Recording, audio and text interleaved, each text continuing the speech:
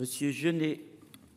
Merci Monsieur le Président. À mon tour, je voudrais appuyer les amendements de prolongation, apporter le témoignage de l'importance de ce classement pour nos communes rurales les moins favorisées. Dans mon département de la Saône-et-Loire, ce sont 352 communes sur 564 qui étaient classées en ZRR et le nouveau mode de calcul a sorti 89 communes du dispositif. Ces communes ont été victimes en particulier du calcul du revenu moyen disponible, désormais calculé à l'échelle de la communauté de communes et non plus de la seule commune, parfois avec des effets de seuil de quelques dizaines d'euros seulement.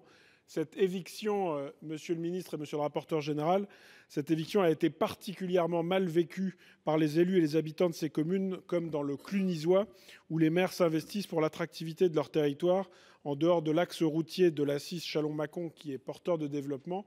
Mais pour les territoires plus éloignés, c'est difficile. Et au regard des difficultés vécues par beaucoup de nos territoires ruraux en matière de santé, de développement économique, de maintien des dernières activités commerciales, sans parler de la présence des services publics, retirer ces avantages fiscaux absolument nécessaires au motif qu'un tableau Excel l'a décidé ne peut être qu'incompris. Les mesures correctrices qui sont annoncées sont donc les bienvenues dans la mesure où elles décalent de 2024 à 2027. Mais ça reste, pour les élus qui ont tout à fait compris le résultat de tout cela, ça reste quand même, et vous l'avez dit, monsieur le rapporteur général, ça a été très clair, c'est une sortie en soufflet. Ça veut dire que ces communes ont bien compris qu'au-delà de 2027, elles ne pourront plus bénéficier de ces aides et que lorsqu'en 2029, il y aura une revoyure du système, eh bien, elles auront très très peu de chances de pouvoir être réintégrées.